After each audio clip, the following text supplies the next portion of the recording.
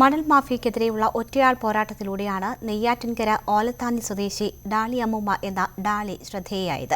ഭീഷണിയെ തുടർന്ന് ആദ്യം വീടുപേക്ഷിക്കേണ്ടി വന്നെങ്കിലും ഇന്ന് ഡാളി അമ്മൂമ്മ സ്വന്തം വീടിന്റെ സുരക്ഷിതത്വത്തിലാണ്.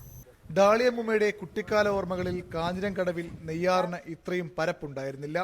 വീടും വിശാലമായ പറമ്പും, കൊച്ചു വീടിന് ചുറ്റുമായി 1/2 ഏക്കറോളം ഭൂമി.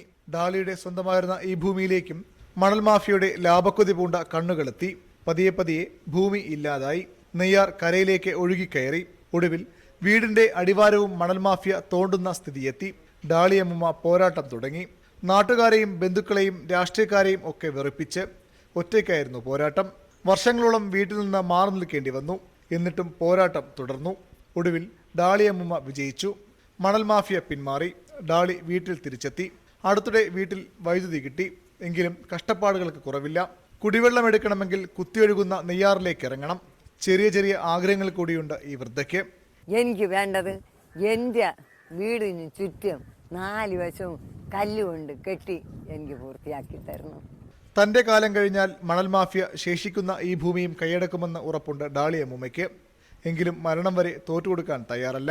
സ്വന്തം വീടും പിറന്നു വീണ മണ്ണും സംരക്ഷിക്കാനുള്ള ഡാളി അമ്മൂമ്മയുടെ ഒറ്റയാൾ പോരാട്ടം തുടരുകയാണ്. ആർക്കും മാതൃകയാക്കാവുന്ന ഉദാത്തമായ പോരാട്ടം. ക്യാമറാമാൻ മനുവിനൊപ്പം വി. അരുൺ, ന്യൂസ് 18 തിരുവനന്തപുരം.